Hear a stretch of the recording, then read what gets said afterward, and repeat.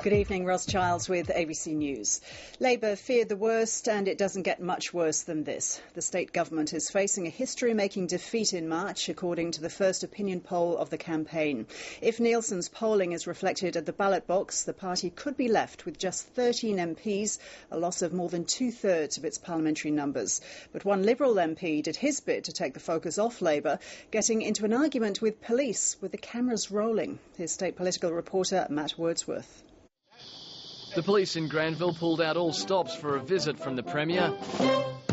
But then the local Liberal candidate, Tony Issa, pulled up, along with his mobile billboard. My car parked legally in the area here. There's no indication that the police are going to close the area. I can't see the reason why I have to move the car. Eventually, he agreed to move his ute. She'll come to Granville anyhow, probably for the last time. The police did overlook the crossing of the double lines. What seemed even stranger was that the Liberal volunteers came up and asked me for my autograph. Perhaps police and MPs don't mix.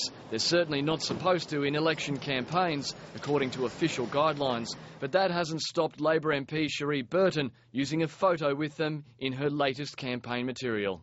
This is totally unacceptable behaviour, and if the Labor Party had any ethics, they'd ensure all of these ads were withdrawn and that their candidates actually abided by the rules. It's the second breach from Labor following Christina Keneally's ad last week. This is something that has been done in the past on both sides of politics. To add to her woes, the party has recorded the lowest primary vote rating since Nielsen began polling 40 years ago. It gives the coalition a whopping lead on a two-party preferred basis. Barry O'Farrell watched 13 elite young footballers going through their paces, roughly the same number of Labor MPs he'll face if the poll is repeated on election day. The one certainty is polls will tighten, they always do. The other certainty from this poll is that the public simply don't believe Labor. The Nielsen poll just continues the horror run from News Poll to Galaxy, but Christina Keneally put on a brave face. I'm going to fight every day until the poll that counts. The poll on the 26th of March. She also mustered 16 MPs and candidates at Homebush to warn that Barry O'Farrell would increase density in Western Sydney.